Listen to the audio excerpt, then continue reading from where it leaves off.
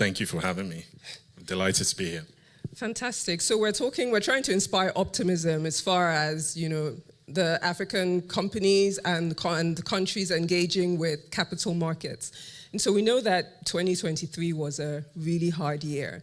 No single country was able to raise a Eurobond, but this year has been a little more optimistic.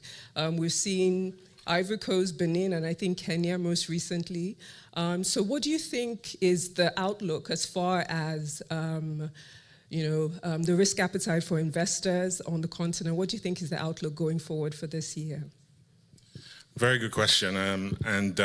Look, I think the sovereign activity, considering there was none in the Eurobond market last year, and we've seen already $5 billion raised by sovereigns in Africa is definitely a positive sign that that risk appetite is definitely moving in the right direction. And I think those raises in particular, when you look at the levels of subscriptions of those deals, when you look at the pricing of those deals, the fact that frankly, this time last year, those same transactions would probably have priced 2 to 3% more expensive for countries, I think is definitely a sign that investor appetite is in a much better place, and that bodes very well for the corporate private sector. Of course, having sovereigns with their balance sheets in a much healthier place, I think would definitely be a positive. And I would expect over the course of this year to see more sovereigns come to the market, but also more corporates in an Africa context. That said, it's not the only data point. I think the great thing about markets is that it gives you a day-to-day scorecard on how investors feel about life, and when you look across other asset classes, for example, on the equity side, where Nigeria and Kenya, the stock exchanges have been one of the best performing markets globally this year so far. In those two markets in particular, you've seen a reversal on the FX side of some of the losses that we had over the course of last year. Those are definitely good data points again that show that investors are pricing lower risk premiums than they were this time last year. Interesting. So I read that last year that the debt financing made up at least a quarter of financing raised by companies in Africa. So what role do you think debt will play for African growth companies going forward? Look, I think debt will continue to play an important role. I think particularly for, shall I say, asset-heavy businesses, and you've seen, a number of embedded finance companies in an Africa context, fintech context, being very successful with raising debts internationally, but also locally. And I should emphasize, actually, the local debt markets are increasingly becoming more sophisticated, increasingly becoming deeper. So that is becoming definitely an important tool for growth companies. That said, I think the discussion is broader than debt. It's of course, you've seen a year in 2003 where equity funding in general in the private context slowed down. We're starting to see signs that is reversing. So globally, year to date, there's been over $100 billion raised in equity growth capital. And that is trending to surpass the levels that we saw last year.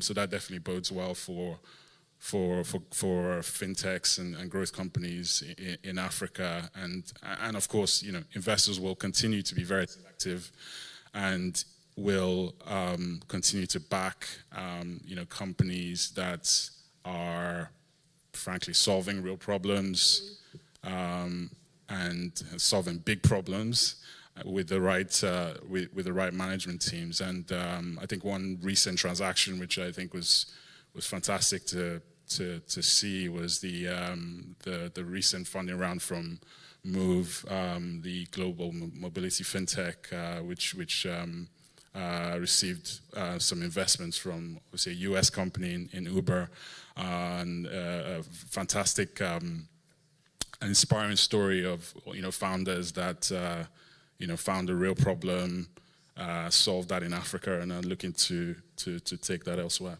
Yeah, it's a fantastic story. You have quite an extensive experience in IPOs. And we know that last year was just a hard year. There was not a single IPO on the continent. And I wonder based on your experience, what you think 2024 will be like for IPOs on the continent.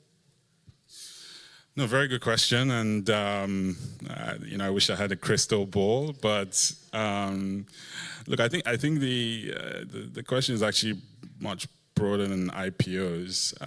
If we take a step back, looking back at last year, there was a slowdown in activity across the board, from the debt to the equity side, and including on the M&A side as well.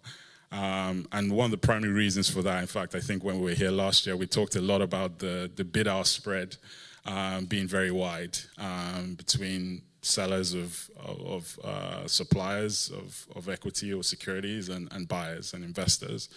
That bid-ask spread has narrowed, right? And it has narrowed because there's much more certainty in the world. There is much more certainty around the path of inflation, hopefully. There's much more certainty around interest rates as a result. There's much less volatility in the market.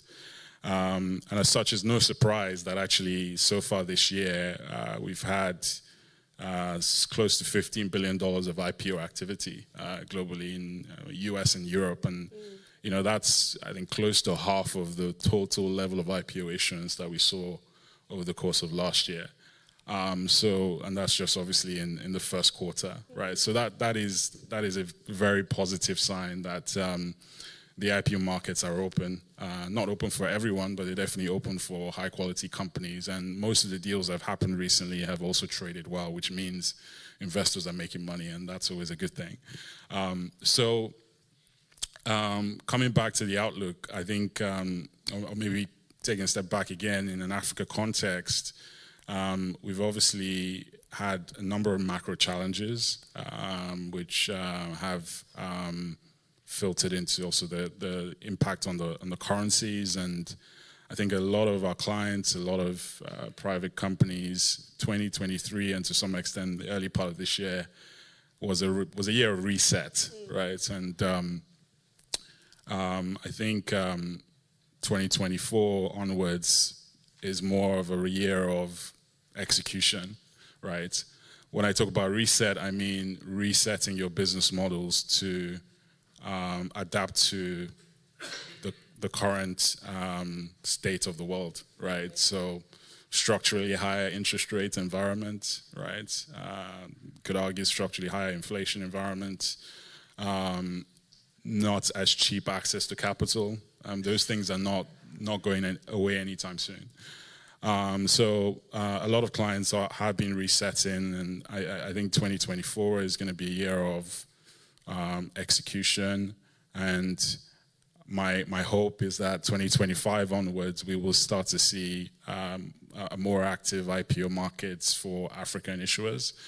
I think probably starting with, scaled players that have dominant market shares, that are profitable, and are able to convince investors that their business models are sustainable.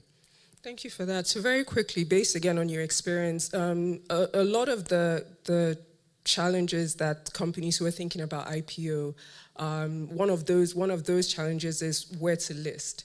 So if you could just very quickly, I'm sure there are people here in the room who may be considering, or in another year or two, some advice to companies considering IPO, and some of the things they can look out for, and some of the things that they should take into consideration as they're making that decision.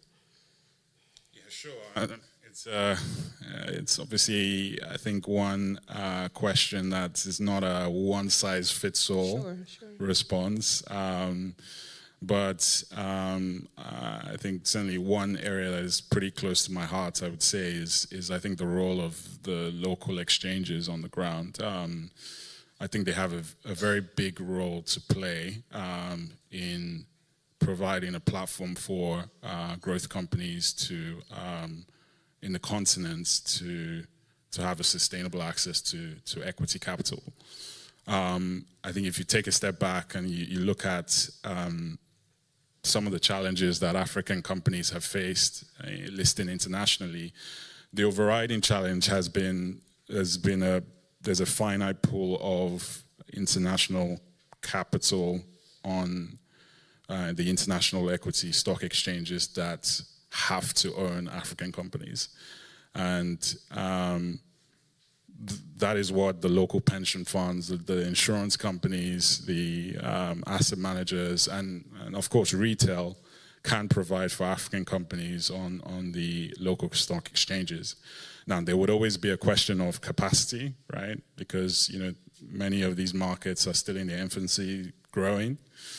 And that's where the international exchanges come into question. And obviously, London, I think to some extent has been the default location, I think partly for historical reasons, proximity to the continent, and has seen a much larger share of